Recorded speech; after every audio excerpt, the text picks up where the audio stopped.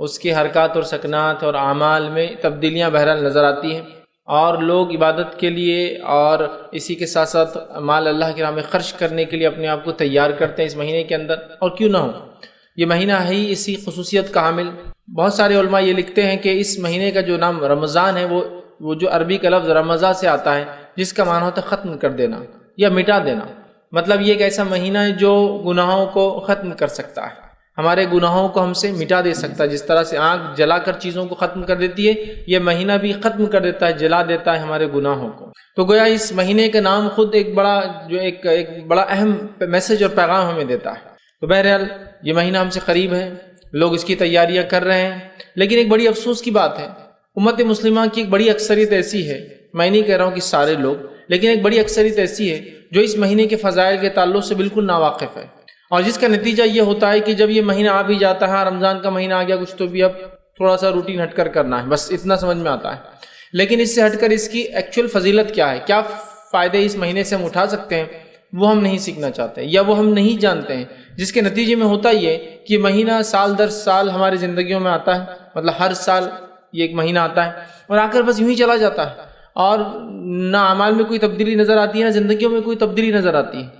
آپ اندازہ لگائیے، جو لوگ کارپوریٹ لیول پر یا بڑے بڑے کمپنیوں میں کام کرتے ہیں، میں ایک مثال دیتا ہوں، یا اسکولز میں کام کرتے ہیں، کالجز میں کام کرتے ہیں، ایسی جگہ کام کرتے ہیں جہاں ان کو اپڈیٹ کرنا پڑتا ہے اپنے آپ، تو ہوتا یہ ہے کہ وہ کمپنی، وہ کالج، وہ اسکول ان کے لیے کچھ کورسز رکھتی ہے نا، یا کچھ ٹریننگ پروگرامز رکھتی ہے، یا کچھ اپڈیشن پروگرامز رکھتی ہے۔ نتیجہ یہ ہوتا ہے کہ ایک مثال کے طور پر کمپنی کے اندر ایک نیا سسٹم آیا، وہ سسٹم کو سکھانے کے لیے 3 دن کا کوئی پروگرام کمپنی نے رکھ دیا، میٹنگ ہوتی ہے، سارے لوگ جمع ہوتے ہیں، اور کمپنی نے جو اپنے سسٹم کو اپڈیٹ کیا، وہ اپڈیٹ آپ کو سکھائے جاتے ہیں، وہ 3 دن لوگ آتے ہیں، اس اپڈیٹ کو سیکھتے ہیں، اس کا نتیجہ ہوتا ہے کہ اب اس کے بعد اس سسٹم کو وہ ختم ہونے تک، اگلے سسٹم کے آنے تک چلانا سیکھ لیتے ہیں۔ مثال کے طور پر آج سمجھ لیجیے ایک نیا سسٹم اپڈیٹ ہوا، 3 دن کی ٹریننگ دی گئی، اس کے بعد یہ سسٹم 2 سال 3 سال 4 سال 5 سال جب تک وہ سسٹم، وہ آپریٹنگ سسٹم، وہ چیز اس کمپنی میں رہیں گی، تب تک کے لیے وہ آدمی اپڈیٹ ہو گیا۔ تو 3 دن کے پروگرام نے یہ تبدیلی لائی اس امپلائی کے اندر، اس کام کرنے والے کے اندر، کہ وہ پرماننٹلی اپڈیٹ ہو گیا اس سسٹم کے بارے میں، اس کے ختم ہونے تک، مطلب اگلے نئے سسٹم آنے تک۔ تو 3 دن کی ٹریننگ یہ کمال دکھاتی ہے۔ آئیے ایک اور مثال لے لیجیے، آگے بڑھتے ہیں اس چیز کو لے کر کہ ٹریننگ کیا ہوتی ہے، تبدیلی کیسی آتی ہے جب انسان کو ٹریننگ دی جاتی ہے، کسی چیز کے لیے مشق کرائی جاتی ہے۔ دوسری مثال لے لیجیے، آپ چاہتے تھے کہ گاڑی چلانا آپ سیکھیں، فار ایگزامپل 2 ویلر تو نہیں، 2 ویلر عام طور سے لوگ گھروں پہ سیکھ لیتے ہیں، لیکن 4 ویلر ہے جو کہ آپ کے ساتھ اویلیبل نہیں ہے۔ آپ ایک ڈرائیونگ اسکول میں جاتے ہیں، اسکول میں جانے کے بعد آپ، میں سمجھتا ہوں 15 days to 20 days یا 30 days کا ہارڈلی کورس ہوتا ہے، اور بہت ہی ڈم انسان ہوگا، بہت ہی جس کو ہم کہیں گے مطلب وہ انسان کمزور ہوگا جو مہینے بھر بعد بھی گاڑی نہ سیکھ سکے۔ آج کل تو دیکھیے آپ بچوں کو گھر میں ہے تو آدھا ٹریننگ تو وہاں مل جاتی ہے، پھر 1 سے 2 3 بار 10 بار چلا لیے تو آ جاتی ہے نا، ایسا ہوتا ہے۔ 2 ویلر کے معاملے میں تو اس کی بھی ضرورت نہیں ہوتی، محلوں میں ہی سیکھ لیتے ہیں ہمارے بچے، ٹھیک۔ تو آپ دیکھیے، تو 1 month کی ٹریننگ ہوئی، اس کے بعد ماشاءاللہ آپ نے کار چلانا سیکھی۔ اب جب تک آپ اپنے عقل اور ہوش اور حواس میں ہیں، گاڑی چلانا آپ نہیں بولتے ہیں۔ اب جب تک آپ اپنے عقل میں اور ہوش اور حواس میں ہیں، سینسز آپ کے باقی ہے، آپ گاڑی چلانا نہیں بولتے۔ تو 1 مہینے کی ٹریننگ نے یہ تبدیلی لائی کہ زندگی بھر کے لیے لائف ٹائم آپ نے گاڑی چلانا سیکھ لی، ٹریننگ، مشق کرائیں گے۔ اب آئیے میں رمضان کی مثال لے رہا ہوں اب یہاں، رمضان بھی ایک ٹریننگ ہے، تاکہ اگر سال بھر ہم میں کوئی کمزوریاں اور کوتاہیاں آ گئی ہو تو اس 1 مہینے میں اس کو کمپنسیٹ کر دے، اور اگلے کی ہم تیاری کر لے کہ اپنے اعمال کو ہم اضافہ کر لیں۔ تو رمضان ایک 30 days کی ٹریننگ دی جا رہی ہے، اور یہ اسلامی کیلنڈر کے اعتبار سے 9واں مہینہ ہوتا ہے اسلامی کیلنڈر کا، اور 1 مہینے کی مطلب اپروکسیمیٹ 29 یا 30 days، مطلب جو بھی اس میں ہوتا ہے، 1 مہینہ اسلامی اعتبار سے 1 مہینے کی ٹریننگ ہے۔ لیکن کتنے افسوس کی بات ہے، اس 1 مہینے کی ٹریننگ اور مشق سے جو مسلمان گزرتا ہے، جب وہ چاند دکھ جاتا ہے تو ایسا گزرتا ہے اس ٹریننگ سے کہ جس کے نتیجے میں اس کو دیکھ کر رشک آتا ہے کہ ماشاءاللہ، سبحان اللہ، الحمدللہ، کیا تبدیلیاں ہیں یہ۔ لیکن 30 days جو ہی یا 29 days جو ہی گزرے، مہینہ ختم ہوا اور چاند نظر آیا دوسرا، پھر ایسی تبدیلی آ جاتی کہ لوگ بولتے سبحان اللہ، یہ وہ انسان تھا کہ جو ابھی دکھ رہا تھا 1 دن پہلے۔ آپ سمجھ رہے بات کو میں جو بتانا چاہ رہا ہوں کہ 3 دن کی اور 30 دن کی ٹریننگز ایک انسان پر ایک سسٹم کے ختم ہونے تک اور ایک انسان پہ اس کی زندگی ختم ہونے تک سکھا دے رہی ہے، اس کو ہمیشہ کے لیے اس کا عادی بنا دے رہی ہے۔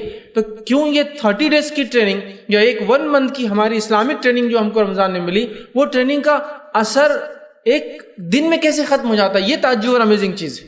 3 دن کی ٹریننگ سسٹم کے ختم ہونے تک آپ کو اپڈیٹ کر رہی ہے. 30 دن کی ٹریننگ زندگی بھر کے لیے آپ کو گاڑی چلانا سکھا دے رہی ہے. ٹیچرز جو ہوتے ہیں اسکول کالجز کے اندر، ان کو 2-2 3-3 دن کے ان کے ٹریننگ پروگرامز ہوتے ہیں، وہ ان کی زندگی کو چینج کر دیتے ہیں. تو سوال یہ 30 ڈیز کا ایک پروگرام جو اللہ رب العزت نے بائی ڈیفالٹ امت مسلمہ کو ہمیشہ کے لیے دے دیا، وہ پروگرام کو اتنا ہم لائٹلی کیسے لے رہے ہیں، اتنا آسان کیسے لے رہے ہیں کہ 30 دن ہم مسلسل ماشاءاللہ نمازوں کی پابندی کر رہے ہیں، زکوٰۃ اور صدقات کی ہم پابندی کر رہے ہیں، اور تمام وہ اعمال جس سے اللہ راضی ہوتا وہ کر رہے ہیں، اور 30 دن گزرنے کے بعد کایا ایسی پلٹ جاتی، زندگی ایسی تبدیل ہو جاتی کہ کچھ ہوا ہی نہیں تھا، کچھ ہوا ہی نہیں تھا. ایک چاند دکھا. اور میں بار بار کہتا ہوں، بہت سے لوگ کہتے ہیں کہ آپ بہت برا کہتے ہیں، ہارش کہتے ہیں، اس طریقے سے نہیں بولنا چاہیے، کہ ایک چاند امت مسلمہ میں ایسی تبدیلی لاتا ہے کہ راستے بند ہو جاتے ہیں نماز کے لیے، اور ایک چاند پھر اگلا آتا ہے ایسا کرتا ہے کہ امام کو مصلی ڈھونڈ کر لانا پڑتا ہے. پہلا چاند وہ جب رمضان شروع ہوتا ہے، راستے نہیں پورتے ہیں، مطلب مسجدیں تو ختم ہوگی، راستے بھی نہیں پور رہے ہیں، راستوں پہ شترنجی اور چٹائیاں ڈال کے نمازیں ہو رہی ہے.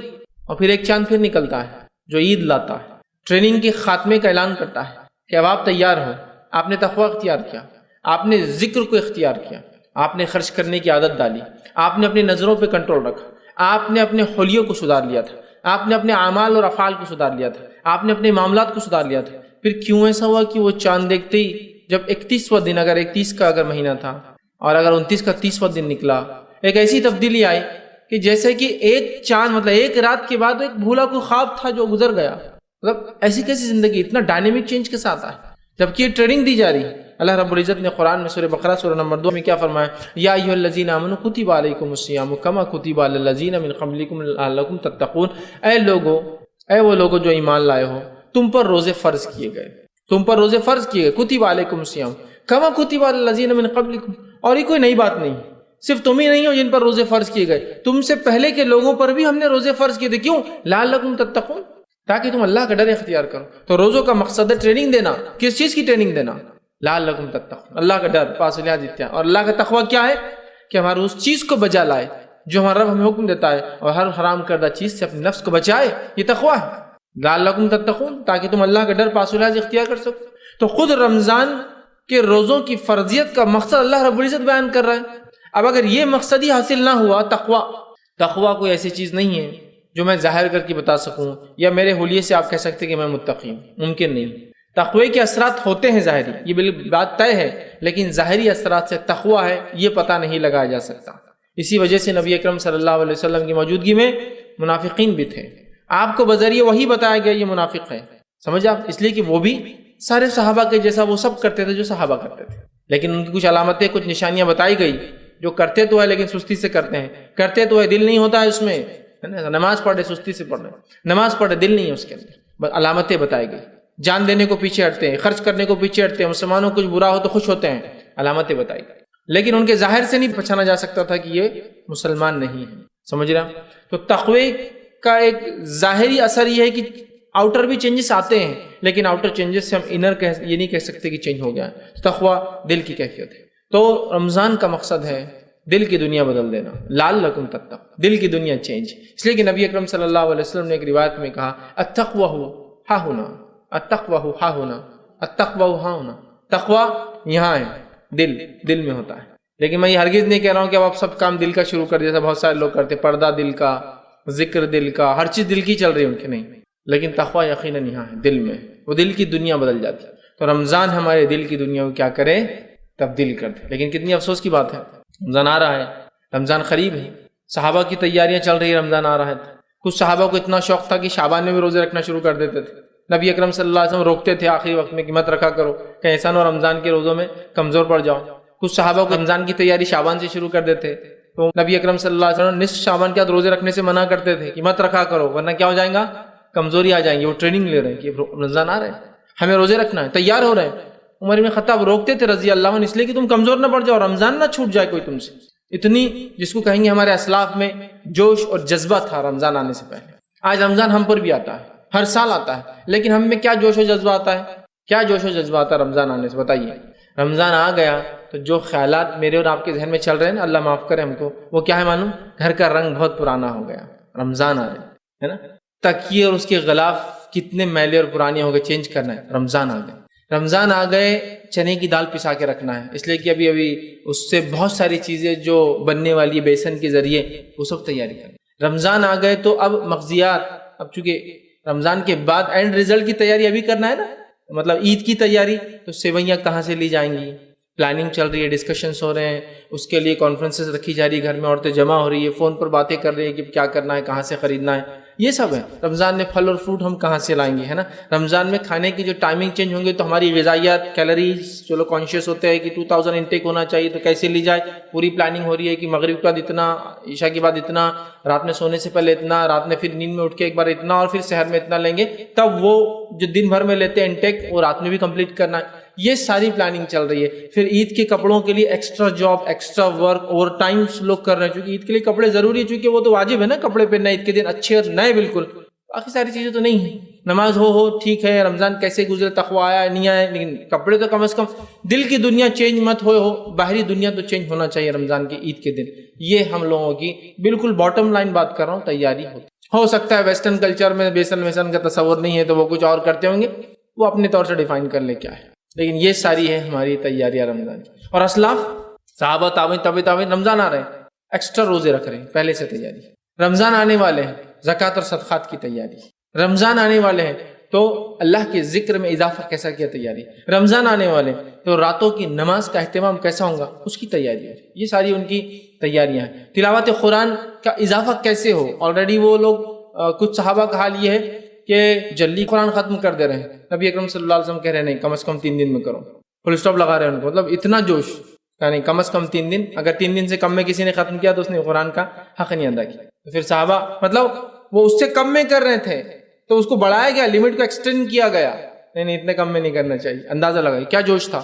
مطلب یہ جوش تھا کہ قرآن ہی، کچھ کی حالت یہ کہ قرآن کے علاوہ بات نہیں کرتے ہیں، مطلب یہ اسلاف کی حالت ہے۔ تو قرآن کی تلاوت ہو رہی ہے، ذکر و اذکار کا اہتمام ہو رہا ہے، خرچ کرنے کا اہتمام ہو رہا ہے، اپنے کام کو کم کیسے کیا جائے اس کی پلاننگ چل رہی ہے کہ اب کم کرنا، اس لیے کیا آ رہا ہے، رمضان آ رہا ہے، ہو سکتا ہے اگلا رمضان سمپلی نہ ملے، بالکل ایک دم سیدھی بات ہے، ہو سکتا نہ ملے، تو وہ پوری تیاریاں کر رہے ہیں۔ اور ہمارا حال کیا ہے، اللہ ہم پہ رحم کرے، آ رہے ہیں رمضان اور جا رہے ہیں، 30 دن ہم گزار لینا جیسے تیسے، اور 30 دن کی خاتمے میں شکر بھی ادا ہو رہا ہے، بس نئے کپڑے بن گئے بچوں کو، اللہ تیرا شکر، بس یہی تھا ہمارا شکریہ۔ مطلب ایک اگر میں گھر میں باپ ہوں، کمانے والا ہوں، تو میرے لیے سب سے بڑی چیز جو رمضان میں ہو گئی اور وہ سکسیسفل منتھ تھا، بس اللہ تو نے بچوں کو کپڑے دلا دیا، یہ ہوگا، عید اچھی سے ہوگی، شیرخرما اچھے سے بن گیا، سیوئیاں اچھا بن گئی، میٹھا اچھا ہو گیا، سب میں نام ہو گیا، گھر کو کلر وغیرہ ہو گیا، ماشاءاللہ، بس یہ میرا رمضان ہو گیا۔ اگر رمضان پھر تبدیلی لائیں گا، دل کی دنیا میں نہیں، باہری دنیا کو تبدیل کریں گا، پھر گھر کو تبدیل کریں گا، گھر کے غلافوں کو تبدیل کریں گا، پردے تبدیل ہوں گے، پھر وہ تبدیل نہیں۔ ایکچولی ہوا کیا معلوم آپ کو، جس مقصد کے تحت یہ مہینہ دیا گیا تھا وہ ہم نے چھوڑ دیا، ہم اس کو بھول گئے۔ اور اس مہینے کی کیا فضیلت ہے، اللہ رب العزت نے اس مہینے کے اندر جو ہے ہم لوگوں کو روزے کا حکم دیا، جو کہ ایک فرض عبادت ہے، اور صحابہ اس کے لیے اتنے جوش میں ہوتے تھے اور ایسی تیاری کرتے تھے کہ شعبان سے شروع ہو جاتے تھے۔ ٹریننگ ہونا چاہیے نا، چونکہ رمضان آ رہا ہے، پہلے سے عادت ہو انسانی جسم کو، سمجھ رہے ہیں بات، شعبان میں روزے رکھ رہے ہیں۔ نبی اکرم صلی اللہ علیہ وسلم بھی شعبان میں کثرت سے روزے رکھتے تھے، اور حدیث میں آتا ہے آپ نے سب سے زیادہ روزے رمضان کے بعد اسی مہینے میں رکھے، بہت رکھتے تھے۔ کبھی تو ایسا ہوتا تھا کہ آپ ڈر لگتا تھا کہ شعبان رمضان ملا دیں گے ایک ساتھ، لیکن آپ پھر آخری دن گیپ دیتے تھے تاکہ صحابہ کو کلیئر ہو جائے یہ شعبان تھا اور اب رمضان ہے۔ لیکن آپ نے جو ہے ان لوگوں کو منع کیا جو لوگ کمزور ہوتے ہیں یا کمزوری آ سکتی ہے اور شعبان کے روزے رکھ لے تو پھر رمضان کی نہ رکھ پائے، سمجھ رہے ہیں؟ تو یہ جذبہ ہے صحابہ کا، یہ اعمال وہ کر رہے ہیں، یہ اضافہ ہے ان کے اعمال میں، یہ زندگی کی تبدیلیاں ہیں۔ تو اللہ رب العزت نے اس مہینے کو اپنی فرض عبادت روزوں کے لیے چنا، جو کہ اسلام کے ارکان 5 ارکان میں سے ایک رکن ہے، اور اس کا چھوڑنے والا، اس کو نہ رکھنے والے کے لیے بہت خطرناک سزائیں سنائی گئی ہے نا۔ نبی اکرم صلی اللہ علیہ وسلم فرماتے ہیں میں رات سویا ہوا تھا، 2 لوگ میرے پاس آئے، مجھے اٹھا کر ایک پہاڑ پہ لے گئے، اس کی چڑھائی بہت مشکل تھی، میں نے کہا میں نہیں چڑھ سکتا، وہ مجھے بغل سے اٹھا کر اوپر لے گئے۔ اوپر لے جانے کے بعد میں نے شدید چیخ و پکار سنی لوگوں کی، اور میں نے دیکھا کچھ لوگ الٹے لٹکے ہوئے، پیر اوپر ہے اور جو ہے سر نیچے، ان کے جبڑے جو ہے چیرے جا رہے ہیں۔ میں نے کہا یہ کون ہے، ان کے ساتھ یہ کیوں ہو رہا ہے؟ تو ان لوگوں نے کہا یہ آپ کی امت کے وہ لوگ ہیں جو افطار جلدی کر لیتے تھے، مطلب روزہ رکھتے تھے لیکن افطار جلدی وقت پہ نہیں ہوتا، وقت سے پہلے۔ تو روزہ چھوڑنے والوں کا کیا حال ہوگا، اس سے اندازہ لگائیں، ان کے جبڑے چیرے جا رہے تھے اور خون نکل رہا تھا۔ تو روزہ ایک فرض عبادت ہے، اللہ رب العزت نے رمضان کا مہینہ اپنی ایک فرض عبادت کے لیے چنا، یہ اس کی سب سے بڑی فضیلت ہے، یاد رکھیے سب سے بڑی فضیلت ہے۔ لیکن ہم دیکھتے ہیں ہمیں روزوں کے لیے بھی کوئی تیاری نظر نہیں آ رہی۔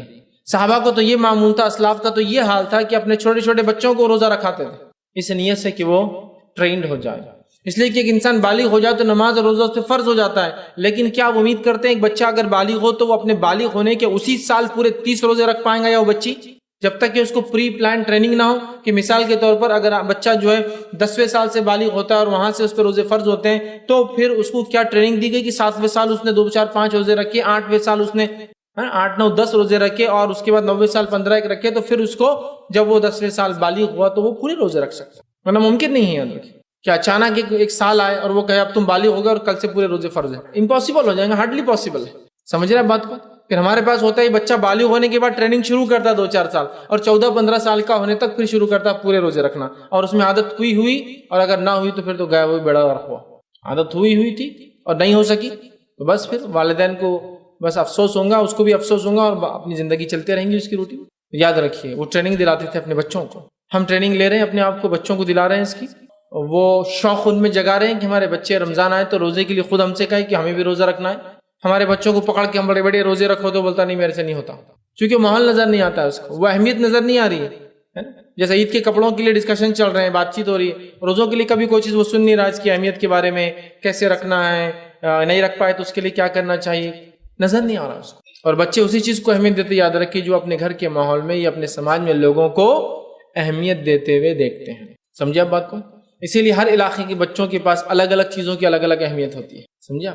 یہ ہے یاد رکھیے، کیونکہ ماحول میں اور سماج میں اس چیز کو ہوتے ہوئے دیکھتے ہیں تو اس چیز کو اہمیت دیتے ہیں۔ تو یہ فرض عبادت روزوں کا مہینہ ہے، ہم لوگ اس میں ضرور روزے رکھیں، اور اس کا مقصد، روزے کا مقصد، رمضان کا مقصد لعلکم تتقون، تو روزے کا مقصد ہے کہ ہم اللہ کا ڈر اختیار کریں، پاس و لیاز اختیار کریں۔ رمضان کا مہینہ اسی لیے دیا گیا کہ ہم روزہ رکھیں اور اللہ کا ڈر اور تقوی اختیار کریں، یہ سب سے اہم چیز ہے۔ تو یہ رمضان جو انشاءاللہ عزیز اب ہم پر آئیں گا، یہ ہم میں جو ہے ایک پرماننٹ چینج لا دے، ہمارے دل کی دنیا بدل دے، ہمارے معاملات بدل جائے۔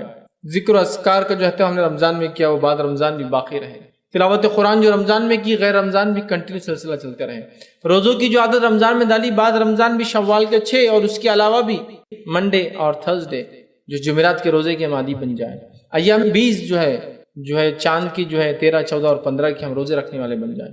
اس کے علاوہ وہ تمام روزے جو نبی اکرم صلی اللہ علیہ وسلم نے رکھے یا رکھنے کا حکم دیا وہ تمام ہم کریں، اور اس سے بھی ہٹ کر ہم نفلی روزے رکھیں، اس لیے کہ ایک صحابی کو دیکھا گیا کہ وہ جو ہمیشہ روزہ رکھتے تھے، میکسیمم ٹائم روزہ رکھتے تھے۔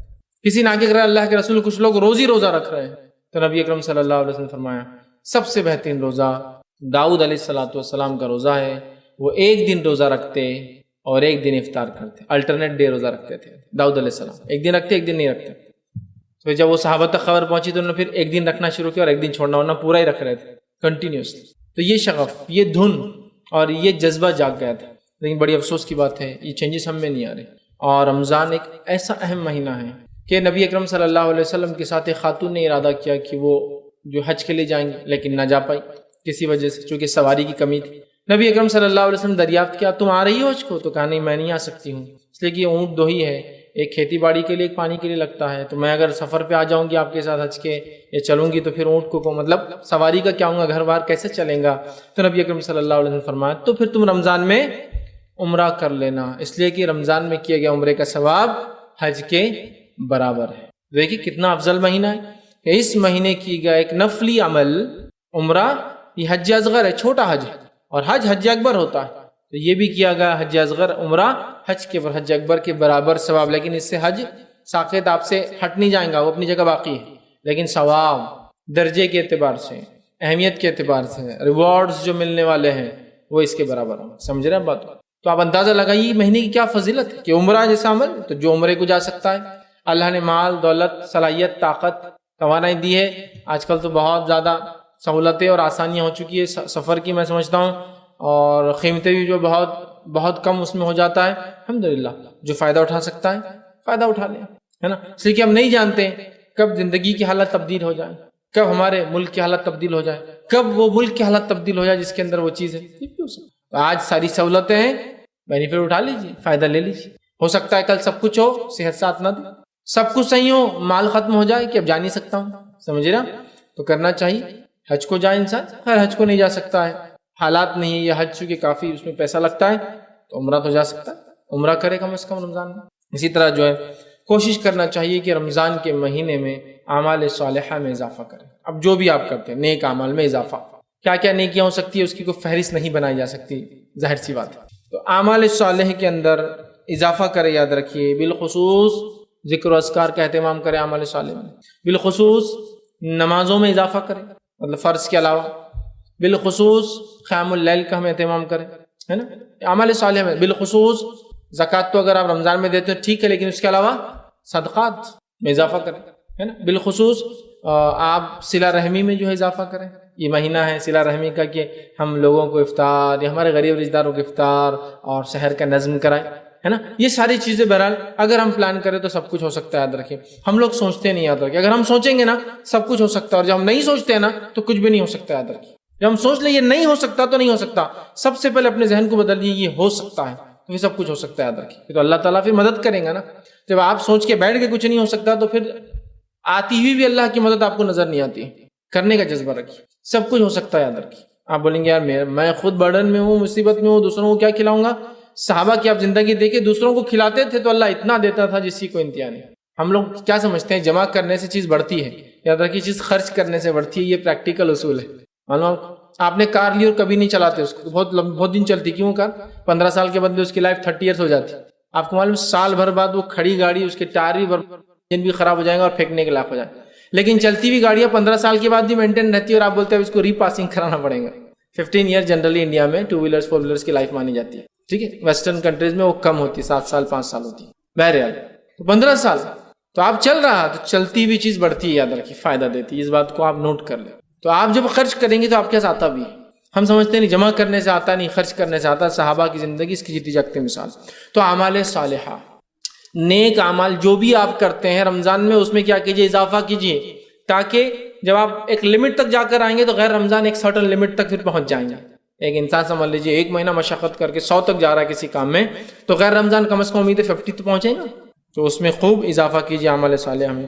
اسی طرح صدقات کا خاص طور سے اس مہینے میں اہتمام کریں۔ نبی اکرم صلی اللہ علیہ وسلم اس مہینے میں خاص طور سے صدقات کا اہتمام کرتے ہیں، اسپیشلی صدقات مطلب نفلی مال خرچ کرنا۔ زکوٰۃ یہ فرض ہے، صدقات نفلی مال خرچ میں، چونکہ نفلی مال خرچ کرنے فطرہ آتا ہے، صدقہ آتا ہے، سمجھ نا، بہت ساری چیز میں اس میں انکلوڈ ہوتی ہے، تو لہٰذا نفلی مال خرچ کرنے کی عادت ڈالیے، صدقات کا خوب اہتمام کریں، اور صدقات مسکینوں کو تلاش کر کے دے۔ اور مسکین اور غریب کا فرق جو نبی اکرم صلی اللہ علیہ وسلم نے بتایا وہ یہ ہے کہ غریب مانگ کر لے لیں گا جو سوال کریں گا، اور مسکین مانگتا نہیں ہے، تم کو اس کو پہچاننا پڑے گا، یہ فرق ہے۔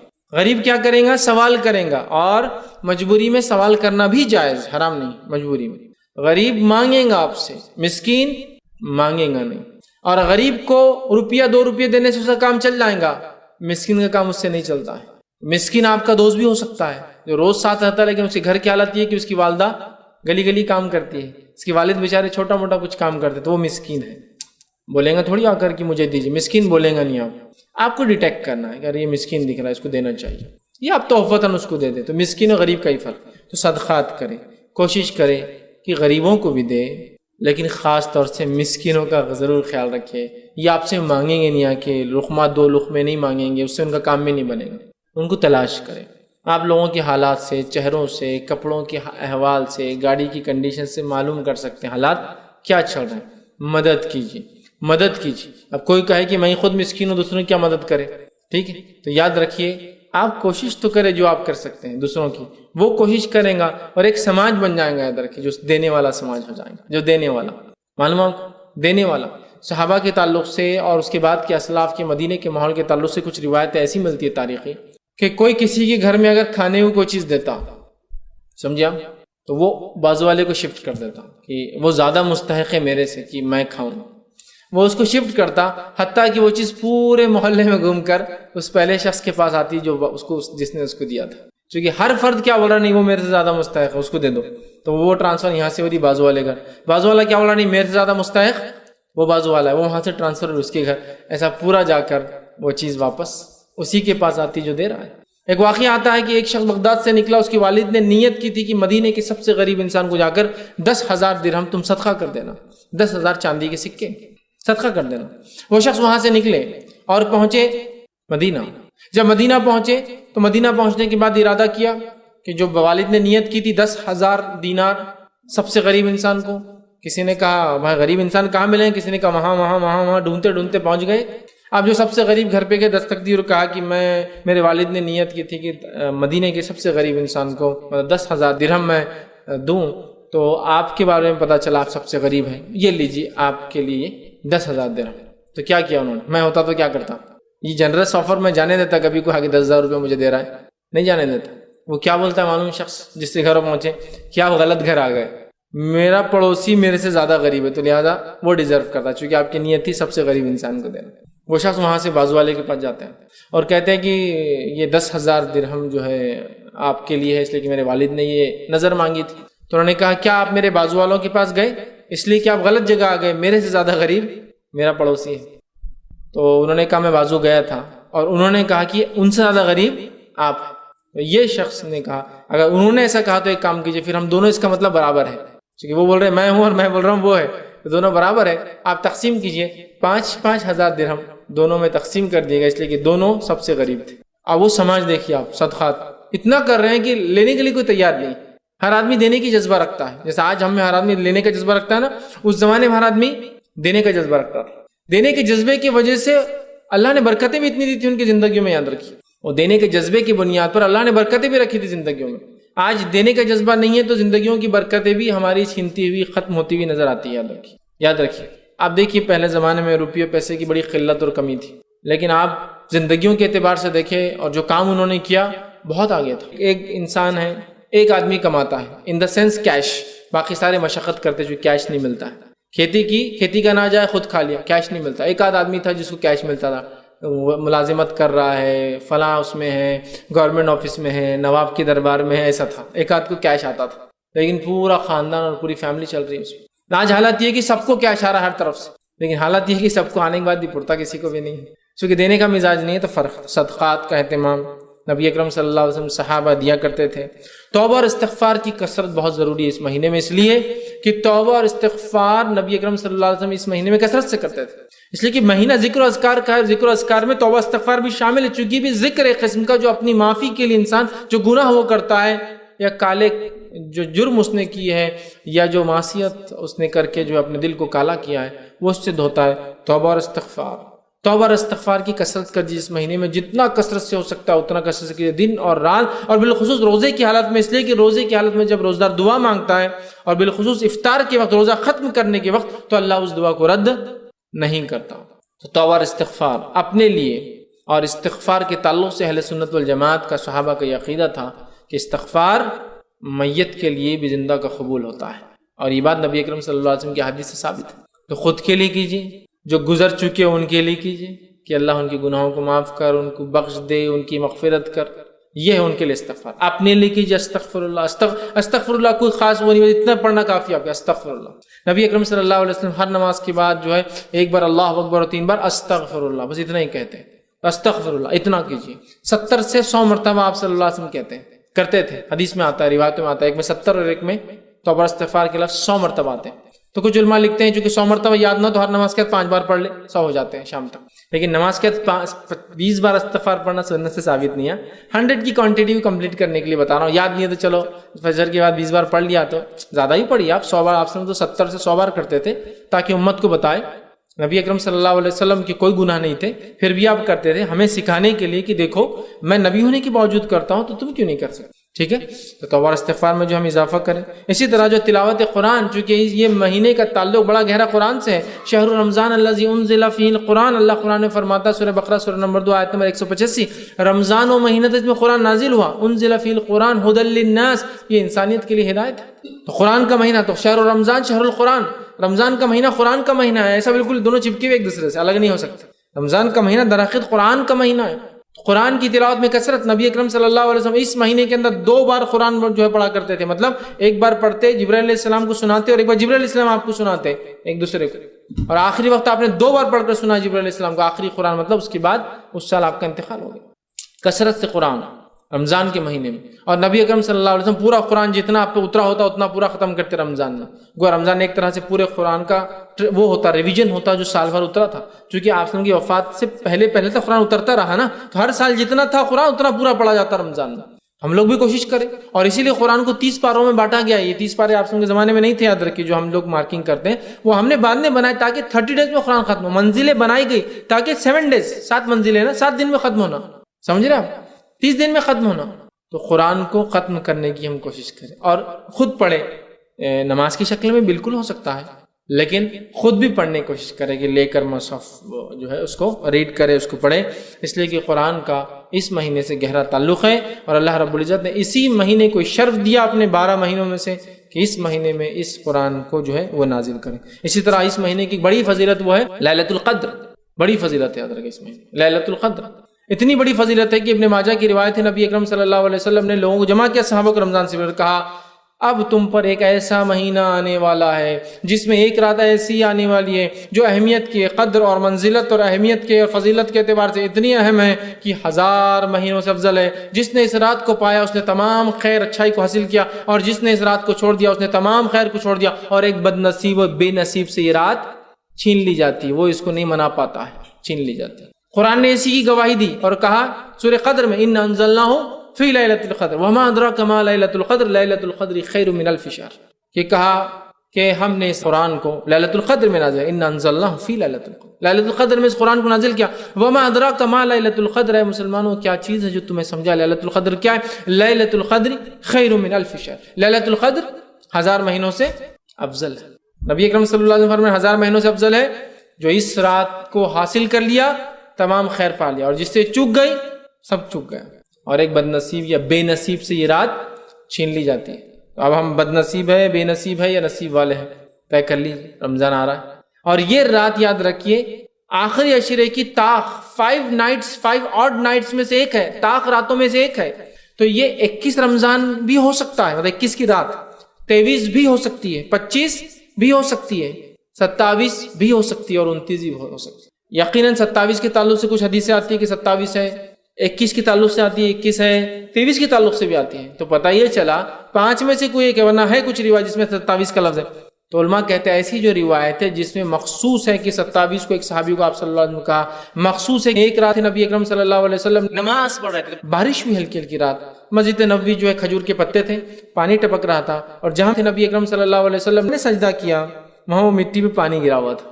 وہ رات تھی 21 کی. تو علماء کہتے ہیں یہ جو خاص علامتیں بتائے گی کہ 27 21 23، اس کا معنی یہ ہے کہ یہ رات ہر سال ایک وقت نہیں آتی. اگر ایک سال 27 کو آتی تو اگلے سال 29 ہو سکتا ہے. 29 تو کسی سال 21، کسی سال 23، کسی سال، سمجھ رہا آتی بھی اگر ہے علامت ایک رات میں تو روٹیٹنگ ہے، وہ نیکسٹ ایئر وہ رات پہ نہیں ہوں گی. سمجھ رہے ہیں؟ تو لہٰذا ہم کو اس کو تلاش، کیسے بولتے ہیں، شب قدر کی تلاش ڈھونڈنا ہے. تو 21 کی رات، 23 کی رات، 25 27 اور 29 میں شب قدر کو تلاش کرنا. اور کیسے تلاش کرنا ہے؟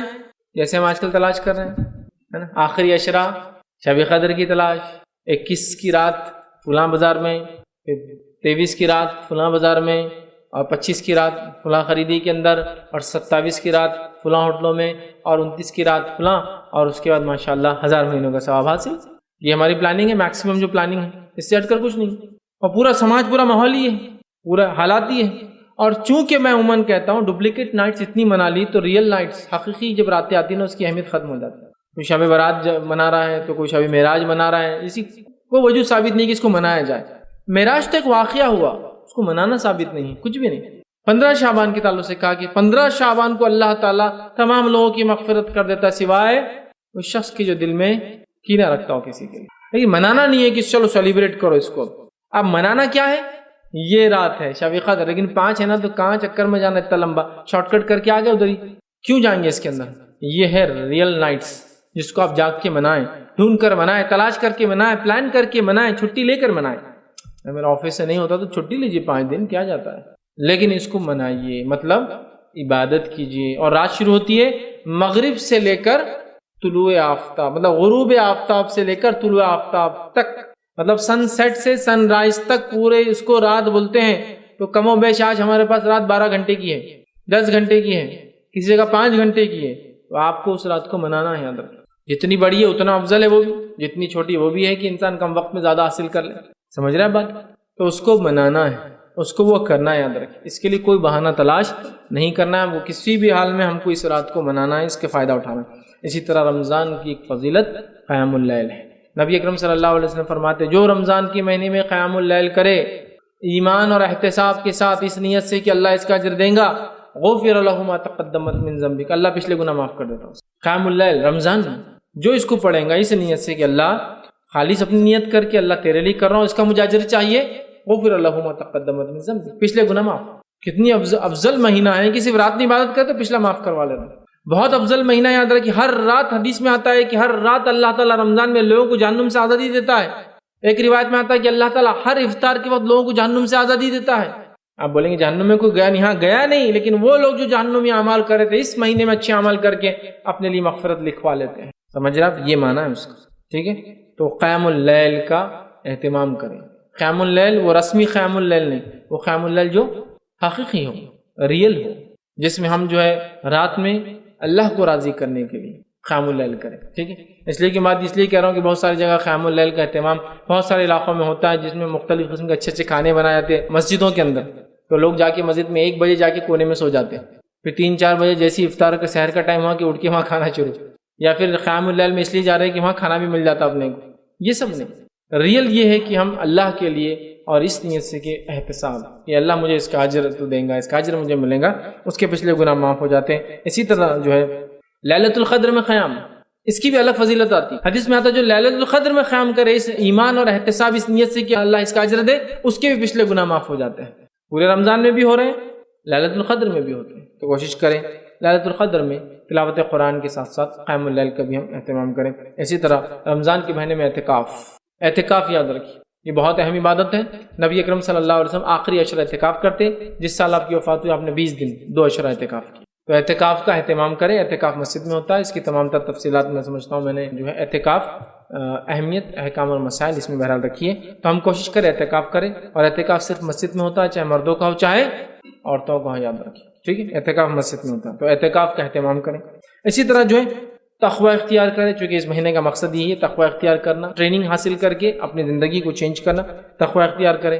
اس مہینے میں کثرت سے دعائیں کریں، چونکہ مغرب کے وقت مطلب افطار کے وقت بھی مغفرت ہو رہی ہے، ہر رات مغفرت ہو رہی ہے، تو خوب دعائیں کریں. اور یاد رکھیے رات میں اللہ تعالیٰ کا پہلے آسمان پہ آنا اور دعاؤں کو سننا یہ رمضان کے لیے خاص نہیں ہے، یہ سال بھر چلتے رہتا ہے. صحیح مسلم کی روایت ہے ہر رات اللہ تعالیٰ رات کے آخری پہر، تیسرے پہر، رات کا جو آخری حصہ ہوتا ہے اس میں انسانی دنیا پہ نازل ہوتا ہے، اور ایک ندا آواز لگائی جاتی ہے کوئی مغفرت چاہنے والا میں دینے بیٹھا، ہے کوئی مانگنے والا میں دینے بیٹھا. اسی لیے نبی اکرم صلی اللہ علیہ وسلم رات کے آخری پہر میں نماز پڑھتے تھے تہجد کی خاص طور سے. ویسے تو آپ نے عشاء کی بات بھی پڑھی، بیچ رات میں پڑھی، اور آخری وقت میں زیادہ پڑھتے تھے، لیکن چونکہ اس وقت اللہ تعالیٰ آسمانی دنیا پہ ہوتا ہے اور آواز لگائی جاتی ہے کوئی مانگنے والا.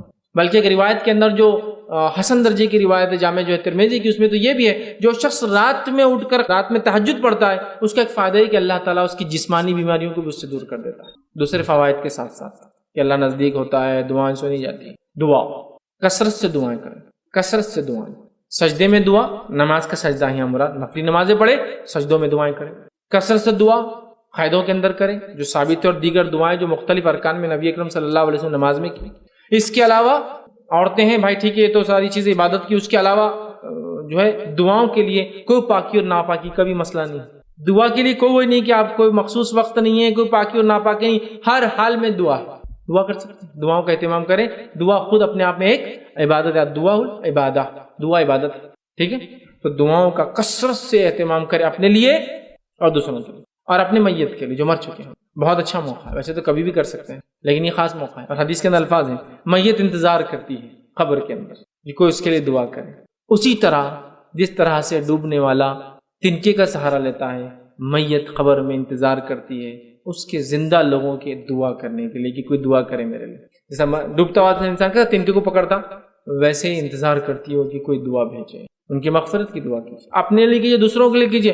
اپنے لیے دعا کرو گے اس کے فائدے، دوسروں کے لیے دعا کرو گے اس کے بھی فائدے ہیں. نبی اکرم صلی اللہ علیہ وسلم فرماتے ہیں جب کوئی بندہ مومن دوسرے مومن بندے کے لیے غائبانہ دعا کرتا ہے، وہ سامنے نہیں ہے اور اس کو بولتا بھی نہیں ہے کہ تمہارے لیے کیا، تو وہی دعا پر اس کے لیے فرشتے آمین بولتے ہیں. تو میں اس کو اپنی زبان میں بولتا ہوں دعا کرو اور اپنے لیے دعا کرواؤ آٹومیٹک. میں کہوں اللہ میرا بھائی بڑا پریشان حال ہے، اس کے مصیبت کو دور کر. تو فرشتے کیا دعا کرتے ہیں؟ اللہ اس کی مصیبت کو اس سے دور کر، اے اللہ ان کے بچوں کے بڑے مسائل ہیں ان کے لیے آسانی عطا فرما۔ فرشتے دعا کرتے ہیں اللہ اس کی بچیوں کے لیے اس کے لیے آتا ہے آسانی عطا فرما، اے اللہ ان کی تجارت میں جو ہے کمی آ گئی اللہ اس میں برکت عطا فرما۔ فرشتے دعا کرتے ہیں اللہ اس کی تجارت میں برکت عطا فرما۔ دعا کرو اور دعا اپنے لیے کرواؤ، کتنا اچھا اصول ہے نا۔ اور غائبانہ دعا بول کر بھی دعا کی جا سکتی ہے، غائبانہ کرنے کی فضیلت ہے۔ یہ حدیث میں آتا ہے کچھ دعائیں جو رد نہیں، اس میں سے ایک دعا ہے کہ مومن بندے کا دوسرے مومن کے لیے غائبانہ دعا کرنا، بغیر بولے چپ کے اس کے لیے دعا کرنا، یہ بھی ہوتا ہے۔ ایسا اہتمام کر لیا آپ دعاؤں کا، کسی کو انتہا نہیں۔ ہم لوگ دعاؤں میں بڑے کوتا نظر آتے ہیں نا، دعاؤں کا اہتمام کر ہر جگہ ہر جگہ ہر جگہ، اس حد تک کہ کبھی کوئی ایمبولینس کی آواز بھی آپ سنیں تو ضرور دعا کر لینا، اگر اس میں کوئی اللہ تیرا بندہ ہے یا کوئی انسان ہے تو اس کے لیے اگر وہ ہدایت کا مستحق ہے تو ہدایت دے دے اسی بیماری کے ذریعے اس کو، اور اگر جو ہے مسلمان ہے ہدایت یافتہ ہے تو اس کو شفا نصیب کر دے۔ آواز آپ کو دور سے آ رہی ہے، ہوگا نہیں ہوگا دیکھا جائے گا، لیکن اگر تھا تو آپ کی کریڈٹ میں آ گیا، فرشتے دعا کرے اللہ اس کے لیے مسئلہ حل کر، اس کی بیماری دور کر، اس کو جو ہے سمجھ رہے آپ؟ تو آتی ہے نا کبھی آواز، کوئی نہ کوئی مطلب پرابلم میں ہے تبھی تو آواز آ رہی ہے، کسی کو ہسپتال لے جایا جا رہا ہے نا ہاسپٹل، تو آپ دعا کر سکتے ہیں، دعا دعا دعا ہر بار دعا ہے نا۔ دواخانے سے گزر رہے کوئی دعا، اللہ اتنے لوگ بیمار ہیں سب کو شفا دے بیچاروں، ہدایت کی جو مستحق ان کو ہدایت دے، جن کو شفا اور رحم کی ضرورت ہے ان کو شفا دے، اور جن کے لیے جو چیز بہتر ہے اس طرف ان کو گامزن کر دے، چاہے تو شفا یا چاہے تو موت، جو بہتر ہے۔ آپ نے محسوس بھی نہیں کیا لیکن کتنے ہزاروں لوگوں کے لیے آپ دعا کرتے ہوئے چلے گئے وہاں سے۔ دعا کے لیے کوئی گھڑی کوئی وقت کوئی چیز کسی کا ہونا کچھ بھی نہیں ہے، تو ایک معمول بنا لیجیے، کسی کو بھی دیکھا آپ نے دعا کر دیجیے، غائبانہ دعا بولیے مت میں نے دعا کیا، بول سکتے آپ، کبھی یہ بھی محبت میں اضافے کی وجہ بنتی ہے، لیکن غائبانہ زیادہ افضل ہے، زیادہ افضل، ٹھیک ہے۔ تو رمضان کے مہینے کو خوب دعاؤں کا اہتمام کیجیے۔ اسی طرح جو ہے رمضان کے مہینے میں جو اعمال کرنا ہے اس میں سے ایک عمل یہ بھی ہے کہ جو ہے ہمیں اس مہینے کو اپنے لیے مغفرت کا مہینہ بنانا یاد رکھیں، اس لیے کہ اس مہینے میں یہ صلاحیت اللہ تعالیٰ نے دی ہے کہ یہ مہینہ میرے اور آپ کے لیے کس کا مہینہ بن سکتا ہے؟ مغفرت سمجھتے ہیں آپ؟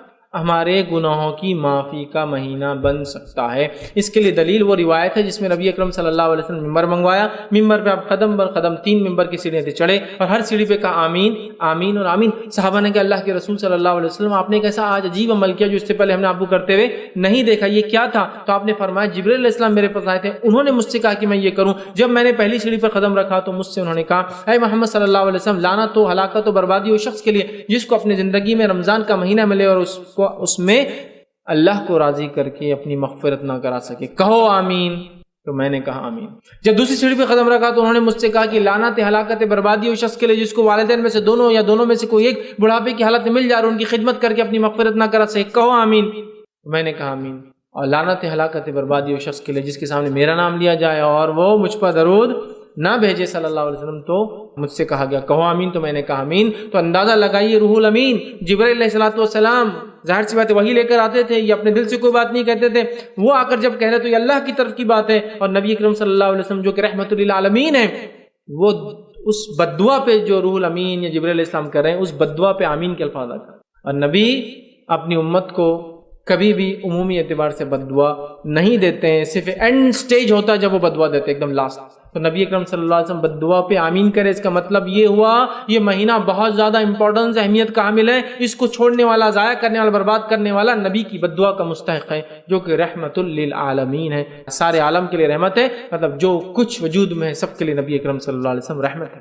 آپ بددعا دے رہے ہیں، مغفرت کا مہینہ ہے، اس میں اپنی مغفرت ہم کو کروانی ہے، یاد رکھیے۔ اسی طرح جو ہے یہ مہینہ جہنم سے آزادی کا مہینہ، یہ مہینہ رمضان کا جہنم سے آزادی کا مہینہ ہے، اس لیے کہ حدیث میں الفاظ ہے جیسے ہی رمضان آتا ہے جنت کے سارے دروازے کھول دیے جاتے اور ایک بھی بند نہیں ہوتا، اور جہنم کے سارے دروازے بند کر دیے جاتے، ایک بھی کھلا نہیں ہوتا، اور یہ سلسلہ رمضان تک چلا رہتا ہے پورا کر۔ اور ایک طرح سے ایک میسج دیا جا رہا ہے، جنت کھلی ہے اور جہنم بند ہے، مغفرت اور رحمت عام ہے اس مہینے میں، جنتی اعمال کر کے جنت چلے جاؤ، اور جہنم ہم نے بند کر دیے، معافی مانگ لو اپنے گناہ کے لیے، اور جہنم ہم نے بند کر دی۔ کبھی انسان سوچتا ہے اس کا کیا سگنیفیکنس، کہ دروازے وہاں کھلے تو ہمیں کیا اس کا کیا سگنیفیکنس ہوتا ہے؟ آپ سوچئے تھوڑا سا، اگر کوئی یہاں ایسا آپ سے آ کے کہے اور اللہ رحم کرے پچھلے 3 سال سے پانی کا کیا حال ہے، اورنگ آباد سے قریب ہمارے ایک ڈیم ہے پیٹھن میں، ہے نا، اگر کوئی آپ سے کہے یہ بس اب یہ مہینہ جون کا چالو ہوا اور کوئی ابھی 2 دن میں خبر لا کے بولے کہ پیٹھن کے ڈیم کے پورے دروازے کھلے، آپ کے ذہن میں کیا آتا؟ مطلب پانی فل، ذہن کہاں جاتا؟ پانی فل، سال اچھا جانے والا، بزنس اچھا، سب لوگ سوچ رہے اپنے اپنے، کمپنی والے اپنا سوچ رہے، گھر والی عورتیں اپنا سوچ رہے، سب اپنا اپنا سوچ رہے کہ اب پانی کا مسئلہ نہیں، یہ مسئلہ نہیں، وہ مسئلہ نہیں، سب ایسے سوچ رہے. دروازے کہاں کھلے، اثر کہاں ہو رہا دلوں پر، یہاں ہوتا نا دروازے کھلے مطلب پانی ہوتا آیا، خوشی ہوتی ہے نا. ایک خالی دنیا میں پانی جیسی نعمت کے دروازے کھلے تو جنت کھلی ہے، تو یہ احساس ہونا چاہیے، وہ مطلب آفر چالو ہے، یہ ایک کنیکشن ہونا چاہیے، ارے جنت کھلی ہے مطلب بہت کچھ کرنے کے لیے، اور جہنم بند ہے. بتایا جا رہا ہے کہ یہ مہینہ مغفرت کا ہے اور اللہ کی رحمت اس کی غضب پہ یاد رکھیے حاوی ہے، اس سے زیادہ ہے. اسی لیے جنت کے دروازے 8 ہیں اور جہنم کے دروازے 7 ہیں، کم ہے. سمجھ رہے آپ بات کو؟ تو لہٰذا جنت کھلی ہے، جہنم بند ہے، فائدہ اٹھانے کا موقع ہے. اور جنت کے ایک دروازے کا تو خاص اللہ رب العزت نے روزے داروں کے لیے اہتمام کیا جانے کا، وہ جنت کے دروازے کا نام ریان ہے، اس میں سے صرف روزے دار داخل ہوں گے، اسپیشل ویلکم ہوں گا روزے داروں کے لیے. یاد رکھیں تو یہ جہنم سے آزادی کا مہینہ ہے نا. اسی طرح حدیث میں آتا ہے ہر روز رمضان کی رات اللہ تعالیٰ لوگوں کو جہنم سے آزاد کرتا ہے. ایک روایت میں آتا ہے ہر افطار کے وقت لوگوں کو جہنم سے آزاد کرتا ہے. تو بنا لیجیے اس مہینے کو اپنے لیے جہنم سے آزادی کا مہینہ. اور اسی طرح جو ہے اگر آپ زکوٰۃ رمضان میں نکالتے ہیں، رمضان زکوٰۃ ویسے جب آپ کے مال پہ 355 ڈیز 355 دن ہو جائے، مطلب لونار کیلنڈر کے حساب سے سال ہو جائے، تو آپ کو زکوٰۃ دینا ہے، ٹھیک. لیکن اگر کسی نے یہ ٹائم ٹیبل باندھ لیا کہ رمضان ٹو رمضان، رمضان ٹو رمضان، پھر یہ مہینہ آپ کے لیے زکوٰۃ کا بھی، آپ کو اپنے مال کی زکوٰۃ بھی دینی چاہیے، یاد رکھیے. اسی طرح آخری پوائنٹ اور آخری بات جو ہم دیکھیں گے وہ یہ ہے کہ یہ مہینے میں خاتمے پر آپ کو کیا دینا ہے؟ فطرہ.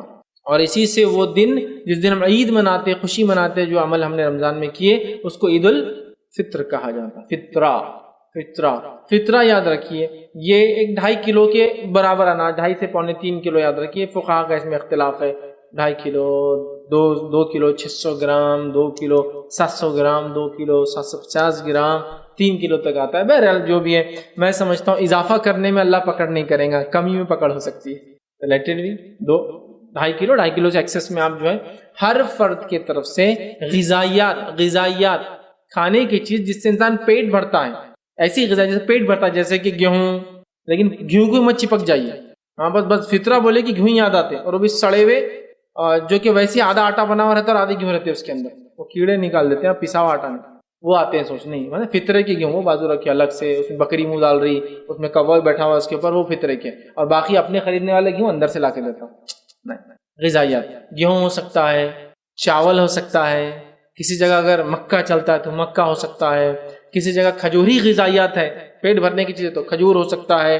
نبی اکرم صلی اللہ علیہ وسلم نے جو، پنیر، منقع، ٹھیک ہے، کھجور، اس فطرہ دی ہے. جو اناج تھا ایک قسم کا، پنیر سمجھتے نا، پنیر غذائیت عربوں کے لیے پورا کھانا ہوتا ہے ان کے لیے. کھجور پورا کھانے کے طور پہ دودھ اور کھجور کھاتے ہیں، مطلب ہاں بس عموماً کھجور کا ویسا چلن نہیں ہے کہ غذائیت نہیں. تو غذائیات جس چیز سے انسان پیٹ بھرتا ہے وہ چیز نکالیے 2.5 کلو اور اس سے زائد ہر انسان کی طرف سے گھر میں. اور اس کے لیے آپ کو صاحب نصاب ہونا ضروری نہیں ہے، جو فطرہ دے سکتا ہے دے دے، جیسا جو قربانی دے سکتا ہے دے دے. کوئی صاحب نصاب ہونا ضروری نہیں، نہ قربانی کے لیے نہ فطرے کے لیے. ہاں بس لوگ جو صاحب نصاب جو ہے بولے جو زکوٰۃ دیتا ہے وہی فطرہ دے، اس کی کوئی دلیل نہیں ملتی، اسی کو دلیل نہیں ملتی. کیونکہ صحابہ کثرت سے فطرہ نکالتے ہیں جبکہ اس میں سے اکثر زکوٰۃ دینے والے نہیں تھے، مطلب غریب تھے. صحابہ اکثر قربانیاں کرتے جبکہ اس میں سے اکثر زکوٰۃ نہیں تھے، اس لیے کہ صاحب نصاب نہیں تھے شروعاتی دور میں. بعد کے دور میں تو اللہ نے نوازا. سمجھے بات کو؟ تو لہٰذا دینا ہے، نکالنا ہے 2.5 کلو غذائیات، اور وہ جو آپ خود کھاتے ہو، اسپیشل نہیں نکالنا ہے، جو ہلکا نکالتے ہیں نا اسپیشل رہتا ہو، نہیں. اچھا یہ غذائیت میں اب کچھ لوگوں نے نیا کر دیا فطرے کی ساڑیاں. فطرے کی ساڑی ہوتی ہی نہیں، فطرے کا کپڑا نہیں ہوتا ہے، فطرے کا صرف اناج ہوتا ہے. کھانے کی چیز میں دے سکتے ہیں آپ، کیش بھی نہیں سکتے آپ فطرہ، کیش بھی نہیں یاد رکھیں. اور فطرے کی خاص حکمت جو علماء لکھتے ہیں وہ یہ ہے کہ عید کے دن لوگ کھائے اور پیے، بھوکے نہ رہے، مانگے نہ. مطلب سماج جب عید منا رہا ہے تو سارے لوگ کھائے اور پیے، کوئی بھوکا نہ رہے، یہ مقصد ہے اس فطرے کا. تو فطرہ کب دینا ہے؟ عید کا چاند دکھنے کے بعد. جمع کرنے کی نیت سے کچھ دن پہلے سے اس کو جمع کلیکشن کیا جا سکتا ہے، لیکن ڈسٹریبیوشن چاند دکھنے کے بعد ہوگا اور عید کی نماز سے پہلے ہوگا. چاند دکھنے کے بعد سے عید کلیکشن ہو سکتا ہے ایڈوانس، لیکن ڈسٹریبیوشن چاند دکھنے کے بعد سے عید کی نماز سے پہلے تک ہوگا. اور جس نے عید کی نماز تک نہیں ادا کیا اور نماز پڑھ لی اس کا فطرہ ضائع ہو گیا، اب صدقے میں چینج ہو گیا، اس کا ثواب نہیں ملے. اور فطرے کا اجر کیا ہے؟ آپ صلی اللہ علیہ وسلم فرماتے ہیں رمضان کے روزوں میں جو خطائیں، لرزشیں، غلطیاں، کوتاہیاں ہوئی ہے، یہ فطرہ ان سب کو ختم کر دیتا ہے، مٹا دیتا ہے. سمجھے آپ؟ فطرے کا فطرہ، اپنے آپ کو بینیفٹ کا بینیفٹ، قوم کو، انسانیت کو فائدہ اور اپنے آپ کو فائدہ. فطرہ دینا ہے ہر انسان کو اپنے طرف سے، ہر فرد میں. غلام بھی ہو آپ کے پاس تو غلام میرا سسٹم نہیں، لیکن بتا رہا ہوں زندہ اور غلام سب کے لیے، بچوں کے لیے بھی ایون کوئی عمر نہیں اس کی، بچوں کے لیے بھی. سمجھا؟ سب کے طرف سے 2.5 کلو جو ہے اناج آپ کو دینا ہے. وہ اناج دی جو آپ کھاتے ہیں. نبی اکرم صلی اللہ علیہ وسلم نے جو ہے بالکل روایت میں آتا ہے منقع، پنیر، منقع سمجھتے نا؟ انگور جو سکے ہوئے ہوتے ہیں، ٹھیک، منقع، پنیر اور جو، ٹھیک ہے، ایسی چیزیں دی ہیں غذائیات. تو آپ بھی کوشش کریں دیں اس کو، کیش میں نہ دیں اور ابھی سے مت دے دو. بہت سے لوگ بولتے ہیں رمضان کا فطرہ پہلے روزے کو کیا کریں گے اپن دے دیں گے، تاکہ کیا کرے پھر بولے افطار کریں گے، اس سے سحر کریں گے. ارے فطرہ وہ عید الفطر کے لیے ہے، رمضان افطار کے لیے الگ دیجیے. آپ ہر چیز ایک میں ایڈجسٹ کرنا ہے آپ کو. دنیا کا تو ہر کام الگ الگ ہونا، لیکن دین کا رہا تو پورا ایک ساتھ ہو سکتا ہے کہ بولے صدقہ بھی ہو جائے، فطرہ بھی ہو جائے، زکوٰۃ بھی اس میں ہو جائے، سارے اجر ڈال دو اس کے اندر. دنیا کا ہر کام الگ چاہیے، دنیا کا ہر کام الگ چاہیے، لیکن دین کا بولے سب ایک ساتھ ہو گیا تو بہت خوشی کی بات ہے. نہیں، تو آپ کو اگر کسی کو افطار کروانا ہے کروائیے، سحر کروانا کروائیے. فطرے میں نہیں ہوتی، لیکن فطرہ دینا ہے عید کے لیے. عید الفطر اسی لیے کہا جاتا ہے، اور اس کو دینا ہے جمع. کلیکشن تھوڑے دن پہلے سے ہو سکتا ہے، ڈسٹریبیوشن لیکن عید کا چاند دکھنے کے بعد سے لے کر عید کی نماز سے پہلے تک ہوں گا. تو یہ چند باتیں تھیں، میں نے تقریباً 15 سے 16 پوائنٹس نکات آپ کے سامنے رکھے رمضان کے تعلق سے، اس کی اہمیت کے تعلق سے، اس روزوں کے تعلق سے، اس کی فضیلت اور تمام اعمال جو اس مہینے میں خاص طور سے ہم کر سکتے ہیں. اور یہ بڑا اہم مہینہ ہے. صحیح بخاری اور دیگر کتابوں میں روایتیں، نبی اکرم صلی اللہ علیہ وسلم فرماتے جو شخص اللہ کے لیے ایک دن کا خالص روزہ رکھتا ہے تو اللہ تعالیٰ اس کو جہنم سے 70 سال کی اللہ مسافت کے برابر فاصلہ جہنم میں اور اس سے بیچ میں ڈال دیتا ہے. ایک خندق، کھائی ڈال دیتا ہے، اتنی بڑی ڈسٹنس پیدا کر دیتا ہے. اتنی بڑی فضیلت ہے نا کہ جہنم سے ہم اتنے دور ہو جا رہے ہیں صرف ایک روزے کا وجہ سے. پورا مہینہ ہے، تو اس مہینے کو ہم غنیمت جانیں اور اس مہینے کو اپنے لیے مغفرت کا مہینہ بنا لیں. اور یہ کرنے والے کے لیے آسان ہے، اور اللہ تعالیٰ اس کو توفیق دے دے. انسان پھر کوشش کرے، پھر اللہ کی توفیق ہو جائے تو یہ آسان ہے. ورنہ اگر ہم سوچ بیٹھے کہ نہیں ہوں گا بھائی، یہ مہینہ تو اب سیمسٹر آ رہے اپنے تو اس کی تیاری اب نہیں ہو سکتا، تو پھر کچھ نہیں ہو سکتا. یہ مہینہ تو ایک مہینہ بزنس ہوتا، پھر سال بھر کہاں ہوتا اپنا، تو پھر کچھ نہیں ہو سکتا. عزم کر لے کہ اس مہینے کو اپنے لیے انشاءاللہ جس ہم کو مغفرت کو بنانا ہے.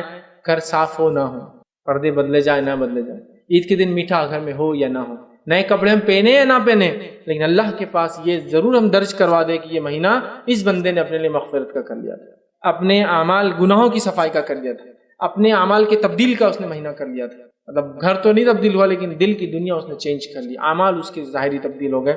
یہ ضرور نظر آیا تھا. اگر ایسا ہوا تو ہم یقیناً کامیاب ہو گئے. اور اگر پھر وہی رسمی چلتا رہا جو کئی سالوں سے چل رہا ہے، اب آنکھ کھول کے انسان، مجھے 36 سال ہو گئے، وہی رسمی سب چیزیں دیکھی جا رہی ہے، وہی سب ہو رہا ہے، وہی دنیا چل رہی ہے، ہر رمضان آ رہا وہی تیاریاں، وہی کپڑے، وہی بازار، وہی سب میٹھے اور وہی سب چیزیں. یہ رسمی ہو گیا، کسٹمری، یہ ایک ہم نے ایک رسم بنا دی. اس میں کوئی جس کو کہیں گے روحانی جذبات نظر نہیں آ رہے. مسلمان علاقوں میں دیکھیے اب رمضان آ رہے ہیں تو سب سے پہلے کیا تیاریاں ہو رہی ہیں؟ راستوں پہ تندور لگ رہے ہیں.